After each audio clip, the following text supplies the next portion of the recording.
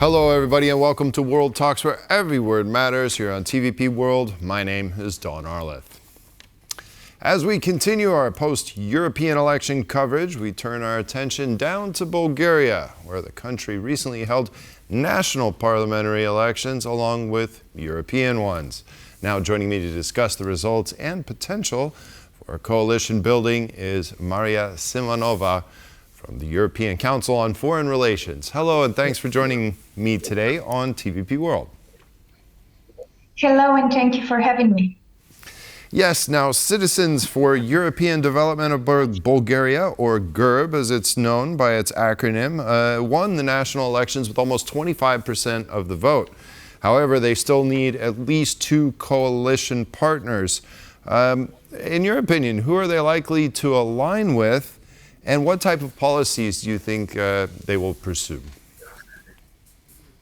So yes, you're right. On Sunday, we had the sixth snap general election in a row in the past 3 years. And unfortunately, we've been in this political crisis since 2020, when there were protests against high levels of corruption in Bulgaria.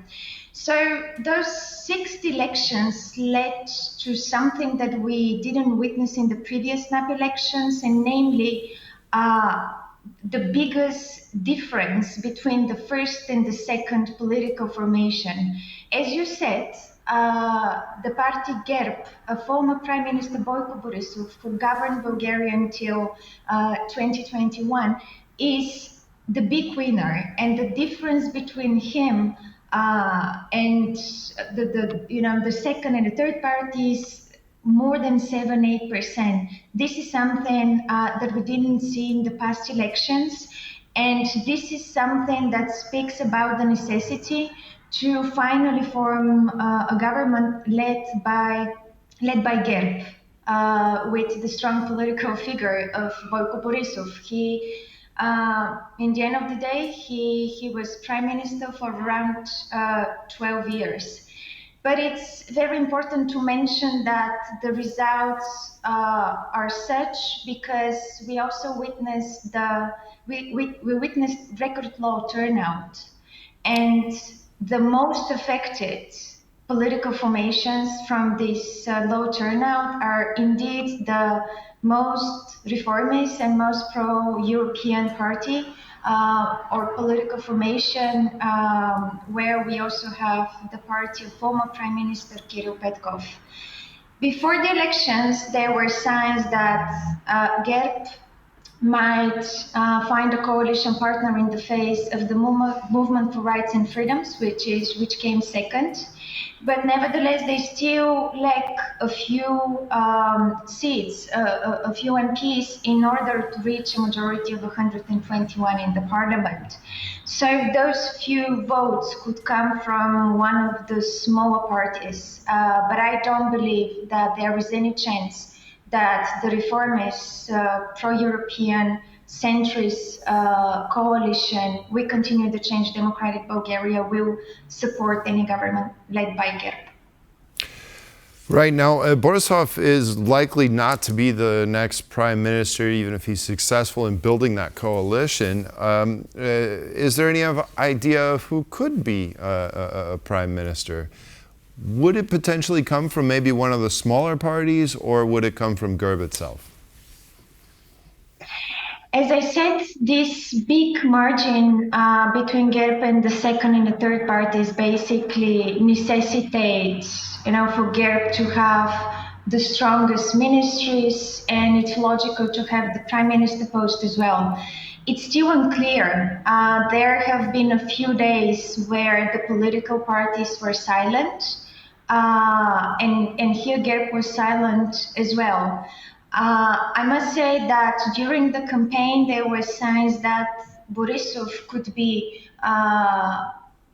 could assume the role of a prime minister, but in the past hours, there were different signs. So I would say that it is still unclear who will who will be the prime minister, but inevitably GERB will have, the big ministries, the strong ministries. Right now, Borisov has been accused of corruption, links to oligarchs, and attacks on the freedom of media. How has support for him changed to some degree, or has it? Has it not? Looking at the results from the elections on Sunday, I don't think that there were any significant increases or decreases in the votes for GERB, but also must say for the nationalists. Because even though a newly created political project, ad hoc and nationalistic and even pro-Russian political party passed the threshold of 4%, which now makes them two nationalist parties will be part of the next Bulgarian parliament. At prima vista, it looks like the nationalists increased their participation in the parliament, and so did Borisov's GERB. But as I said, we witnessed the lowest turnout in more like 35 years, and it was indeed the electorate of the Reformists We Continue the Change Democratic Bulgaria that didn't vote, that didn't show up to vote. This led to, this increase of the result of all other political actors who rely on their core electorate, and it was their electorate that did show. But the reformists were those that lost because their supporters didn't do that on Sunday. Didn't show up. Well, you mentioned this low frequency, and it indeed was quite low, about 32%. What is this? Are there no other good choices for Bulgarians? Do you attribute that low turnout just to the ones that didn't show up in protest? Well, I think it's yet to see what will be the analysis of the parties, what led to this result. But first, one clarification: in Bulgaria, there are irregularities in the electoral lists. So the official number is 32%, but in reality, the turnout was a bit higher. But nevertheless, it was the lowest since 1989. So I think this speaks of exhaustion. It's the sixth snap election in 3 years, and the parties were not able to offer something stable.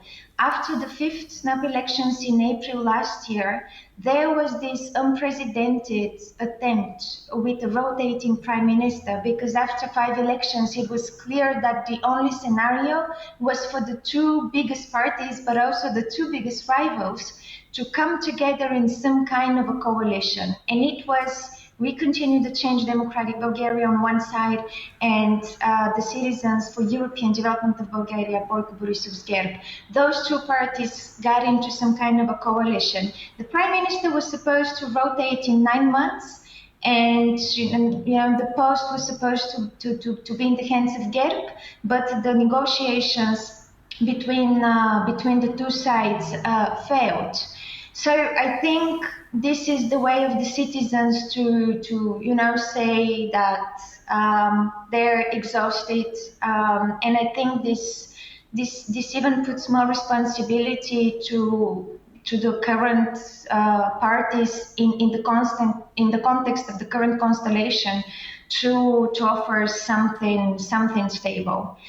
But if you allow me, I would also like to mention that on Sunday, as everywhere in Europe, in the EU, we had European Parliament elections, and for the first time, the turnout for the European elections was slightly higher, which also reconfirms that Bulgarians are exhausted from the domestic political situation, and speaks that they put slightly higher trust in the EU institutions.